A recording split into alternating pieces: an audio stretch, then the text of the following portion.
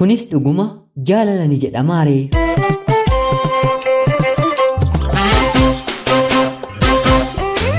Ani maqaan koo Ayyaantuutiin jedhama. Kanan itti dhaladhe magaalaa Hawaasaa keessatti yeroo ta'u, kanan itti guddadhe immoo Wallagga magaalaa Naqqamteettidha.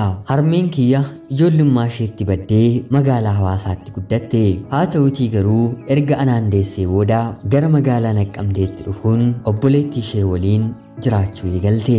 Anaanis harka caalu ijoollummaa koorraatii kaasee kan na guddisee adaadaa koodha. Harmeen koo anaa ijoollummaa kootti gara biyya hambaatti godaantee jiruu ishee waggoota dheeraadhaaf biyya ormaatti dabarsite.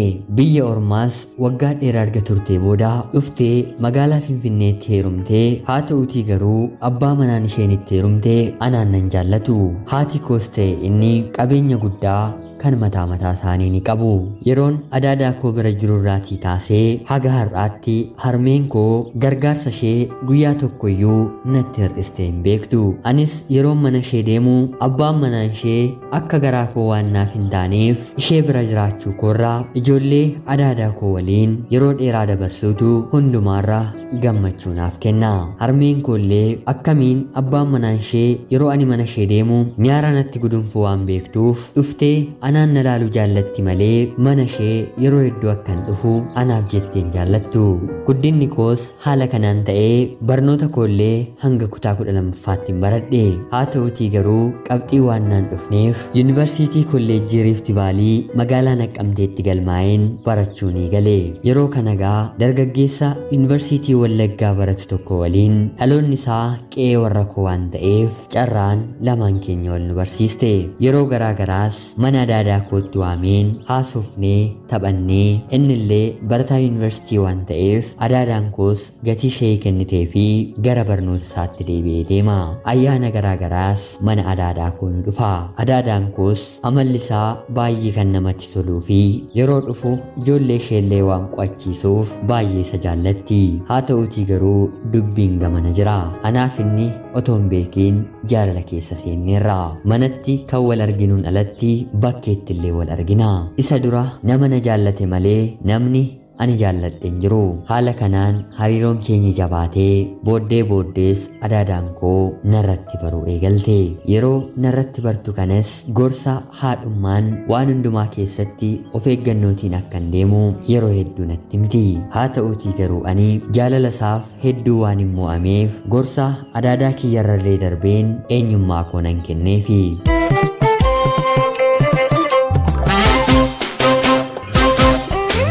Yeroon ani yuunivarsiitii Riifti Vaalii waggaa tokkoffaa baradhu inni immoo barataa eebbifamudha. Baratee xumurees rabbi isa gargaaree turtii baatiiwwan muraasaa keessatti magaalaa Finfinneetii hojii ni argata. Jaalalli keenyi akkuma duraati. Haa ta'uutii garuu rakkoowwan garaagaraatu anaaf isa gidduu jira. Hariiroo keenyaaf dargaggeessi kuni gonkumaa amanamaa miti. Baay'ee na jaallachuusaa natti murra darbee qaama isaa irratti taatoo hojjetateera. Haa ta'uutii garuu sin jaalladha jedhanii nama gara biraa waliin hariiroo adda addaa qabaachuun maal akka inni ta'e naaf galaa hin jiru. Yeroowwan adda addaa irratti taateewwan garaagaraa bilbilaanis suuraanis barreeffamaanis qabadheen yeroon sababa godheen irraa adda ba'uuf ka'u boo'ee maraatee hojii hojjechaa jiru adda kutee bakka ani jiru dhufee dhiifama na gaafata. Ani isa waliin akkan jiru namoonni hedduu waan beekaniif dargaggeessi ol jedhee na ilaalu hin jiru. Nama maqaama koollee kaasee deemee lola qabata. Firoottan koo biyyaa dhufan magaalaa Naqqamtee keessa na waliin deeman irree yoon ani eenyummaa isaanii dursee isatti hime malee maaliif ishee waliin deemtan jechuun lola itti kaasa. Anis akka dhuunfaa kootti dhugaa dubbachuudhaaf baay'een isa jaalladha. Naman jalqaboonni koo keessatti argedha. Haa ta'uutii garuu hojiin isaa badaa kun dhuguma jaalala natti fakkaachaa hin jiru. Jireenya koo gara fuulduraa isa waliin hin jiraadha jedheen sammuu koo keessatti yeroo yaadu dhiphinaa fi sodaa guddaatu natti dhaga'ama. Isa dhiiseen nama gara biraa waliin hariiroo nan jalqaba jedhee yoo yaades dargaggeessi kun nama gara biraa ana maddiitti arguu waan hin jaallanneef lubbuu koofillee yaada sodaa natti ta'udha. Har'a kunoo barnoota koo baradhee xumureen eebbifameen hojii barbaacharran jira. Jaalalleen koo kun immoo hojii erga qabatee waggaa 2 xumureera. Seeraan maatii beeksisnee kanaan booddee waliin jiraachuu qabna naan jedha. Haa ta'uutii garuu ani dubbii kana duubatti gotutaan jira. Sababni isaa namni kuni ana waliin illee mana tokko keessa jiraatee nama gara biraa waliin hariiroo uumuu akka hin dhiisne sammuun kiyya waan beekuuf amaneen isa waliin jiraachuun baay'ee natti ulfaate. Nan jaallatu akka hin jenneef akka na jaallatu gochaawwan adda addaan anatti argisiisa. Na jaallata jechuuf immoo hariiroo fi amanamummaa jaalalleewwan wal jaallatan lamaan gidduutti argamu isarraatiin argadhu. Baay'ee jireenya koo boriif na yaaddeessa. Mee hiriyoonni koo maal gochuu akka hin qabu yaada keessan naaf qooda. Kunis dhuguma jaalala qulqulluudha jedheen murteesseen waliin jiraachuun natti ulfaateera. Ana obboleettii keessan Ayyaantuutii magaalaa Naqqamteerraa ulfaadhaa nagayaatti galatoomaa.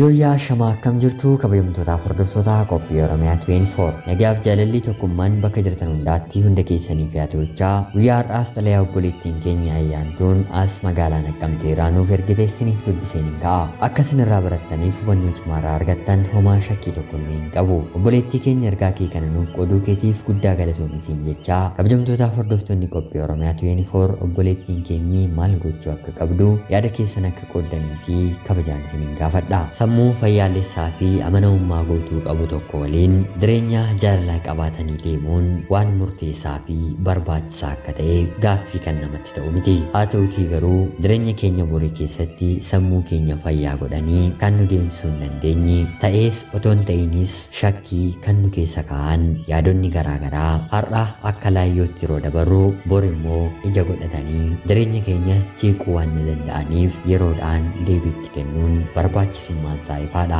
Meegaa obboleettii keenyaatiin maal jettu? Akka inni na jaallatu nan beekaa. Haa ta'utii garuu anaaf amanamaa miti jechaa jirti. Wantoota jaalala keessatti barbaachisan keessaa inni jalqabaan amanamummaadha. Siif jedhee amanamuu, isaaf jettee amanamuun hundee jaalalaati. Kana ta'uu baannaan garuu eessattiyyuu taanaan amanamummaan bakka hin jirretti kuni jaalalaa jedhanii dubbachuun jecha wanta nama rakkisudha. Mee hiriyoonni koollee yaada keessan qoodaa fi jecha qophiin sa'aatii kanaaf isiniif qabaddee yaadde kana fakkaatti. Haga yoonaatti waan dhaggeeffachaa turtaniitiif illee guddaa galatoomaa isiniin jecha laayikii fi sheer gochuun akka na deeggartan kabajaan isiniin gaafadha. Akkanumallee namoonni chaanaalii keenyaaf haaraa taatan anaa dhufu. Kun Oromiyaa 24 guyyaa guyyaatiin xalayaa jaalalaa fi seenaa jireenyaa nama barsiisuu bashannansiisuu danda'u isiniif qabattee waan dhiyaattuuf isinillee sabskiraayib gochuun maatii keenya erga taatanii booddee xalayaa jaalalaa yookiin seenaa jireenyaa nama barsiisuu bashannansiisuu danda'u qabaattan karaa telegiraamii karaa lakkoofsa bilbilaa kiyyaa 937 naaf erguun irratti hirmaachuu ni dandeessu. Qopheessuuf qindeessuun isin waliin kanan ture ani Gammachiis Tashoomeeti. Qophii gara biraatiin galgala hanga walitti deebinutti bakka jirtan maraan turtii gaarii.